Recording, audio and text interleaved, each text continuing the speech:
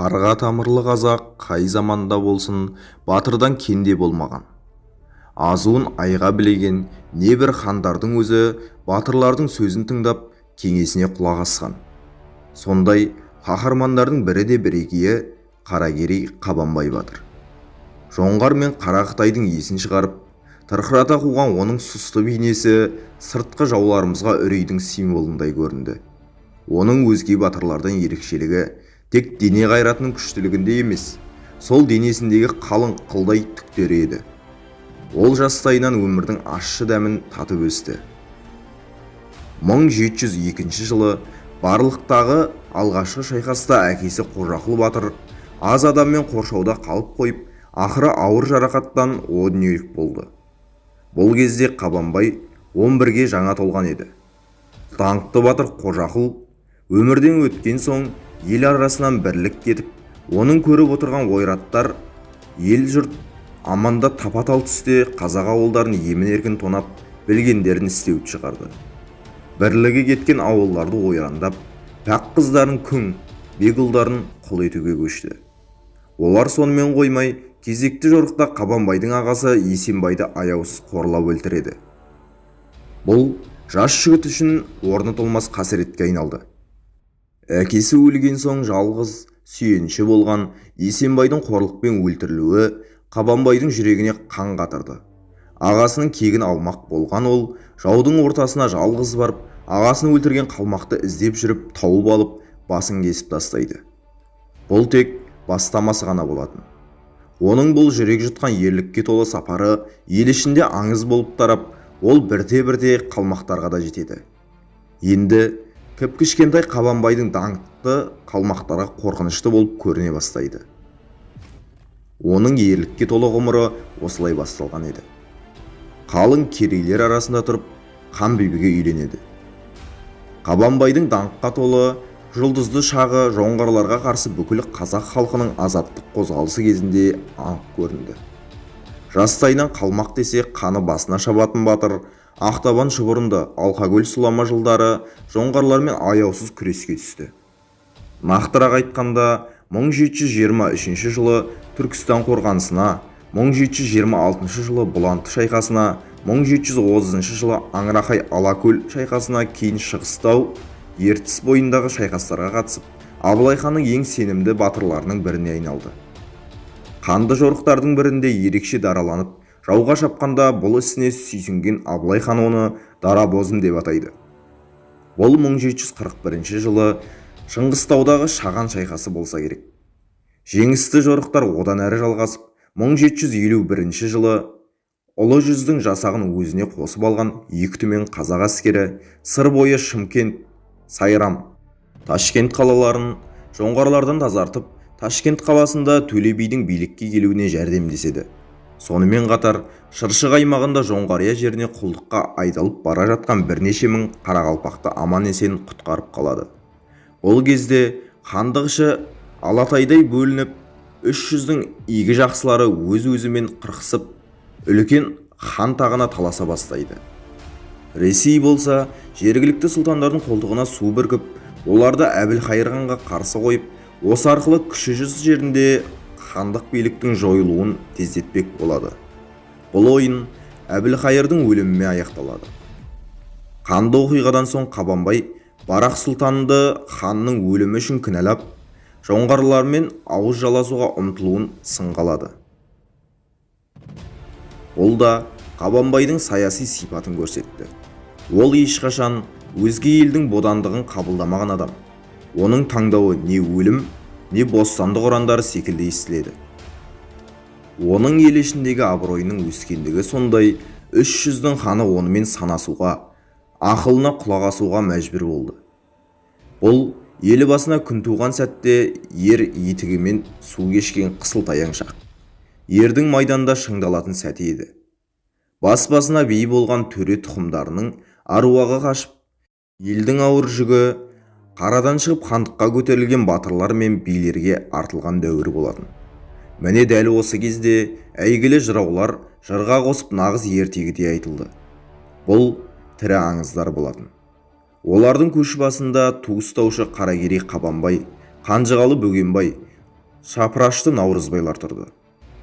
1750 жылдан кейін қазақ даласын әсіресе оңтүстік аудандардағы қалалы аймақтарды жоңғарлардан азат ету майданы басталды. Бұл ұзаққа созылған соғыстың соңғы эпизодтары болатын. Жоңғарлар өз жерінде ыдырап, одан қала берді Қытай империясы тарапынан қатты теперіш көрді. Өз басымен өзі қайғы болған жоңғарлар қазақ даласына бекінген пункттерден бірте-бірте шегіне берді. Енді ол бекеттерді қорғайтын әскерлер отандарына Жоңғарияға қайтуға армандай бастады. Жер-жерден бас көтерген қазақтың жаужүрек жігіттері жоңғар қосындарын талқандап кетіп жатты. Саны аз, бірақ орасан зор территорияға ие бола алмаған шашырандық Қабанбай бастаған қол Іле, Балқаш, Қаратал өңірлерін жаудан тазартуға қатысты. Тарбағатай жеріне жеткен жасақтың бір бөлігі бастаған оның басшылығымен Қаракөл мен Нарынды, Үржар мен Қатынсуды, Алакөл мен Барлықты азат етіп, терістік бағыттағы Бөгенбай әскеріне барып қосылды. Қазақ әскерлерінің жан шыдатпас соққыларынан тырағайлап қашқан жоңғарлар Баспан базар, Шорға, Маңырақ шайқастарында ойсырай жеңіліп, шығысымыздағы Зайсан, Марқакөл, Күршім өңірлерін бас сауғалап қашады.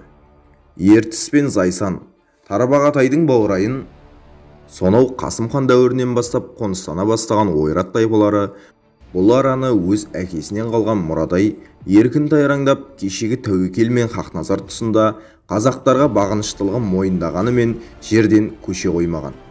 Тіпті Есім ханның кәрінен сескенбеген олар ертістен өтіп қазақ ауылдарын батысқа қарай ығыстыра бастаған. Міне, енді осы жерлер жаудан тазартылды. Ақыры 1758 жылы әлем картасынан Жоңғария деген мемлекет жойылып кетті. Кезінде жарты әлемді жауламақ болған ел енді Қытай империясының жай бір провинциясы болып қалды. Бұл оқиға бүкіл Азия құрлығына жаңалық болды. Азияның түріктектес хандықтарына Қытайдың жаулап алу қаупі туындады. Сонау Ауғанстан жерінде билік құрып отырған Ахмад Шах Дурани арнайы елші салып, Абылай секілді жауынгер халықтың басшысымен Қарақытайға қарсы одаққа бірігуге ұмтылды. Бұл туралы келесі видеомызда толығырақ айтатын боламыз. Өз елінен қашқан жоңғар ханзадасы Әмірсананы қорғаған қазақ билеушілері қаптаған Қытай армиясымен соғысуға мәжбүр болды. 100 мыңдаған қара құртша қаптаған Қытайдың сансыз әскері қазақ даласына тақап келді. Қазақтың өлермен әскері бірнеше рет тиіп қашып ұрыс салады, алайда күш тең емес еді. Бүкіл өмірі қан майданда өткен қарт батыр өз ажалының жеткенін сезсе керек. Мен енді көп ұзамаймын, әрі кетсе бір ай, әйтпесе шөп буыны қата жолға түсетін шығармын. Тоқтының сыртында Сарыбел деген асу бар, сүйегімді сонда апарып қойыңдар, деп өсиет айтады. Бір қызығы батырдың ауыр науқасқа шалдыққанын, денесінде тілінбеген жарақат, түспеген жер қалмағанын жақсы білетін қырғыздың Қарабек деген батыры, маған не ғұрлым, Қабанбайдың амандығы керек, оның ауылын көзі тірісінде шаппасам, кегім қайтпайды, деп лепіреді. Сөйткенше болмай, Қабанбайдың ауылы азан-қазан болып қырғыздардың әскері батырды өлтірмекші деген дауысқа тұнып кетеді. Аяқ қолының сау жері жоқ, қарттық меңдеген Қабанбай бұл кезде төсек тартып жатса керек. Бірақ оның қаны басына шауып, өзінің өлім халіне таяғанын да ұмытып кетеді. Бір Алласынан медет сұраған қарт батыр қырғыздың Қарабегіне қарай жүрді.